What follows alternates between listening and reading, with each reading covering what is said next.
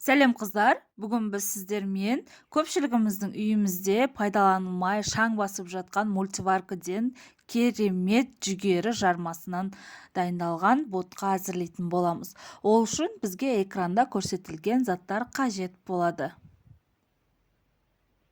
Ең алдымен мультиваркамыздың чашкасына жүгеріні, содан соң сүтімізді, сары май, тұз және де өзіміздің қалауымызша қант қосып, мультиварканың молочная каша режиміне қойып 35 минутқа қоямыз және де дайын болғанша күтеміз.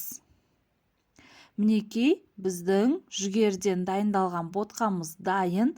Балаларға ұнайды деген ойдамын. Таңғы асқа міндетті түрде жасап, балаларыңызды және де жақындарыңызды қуантыңыздар.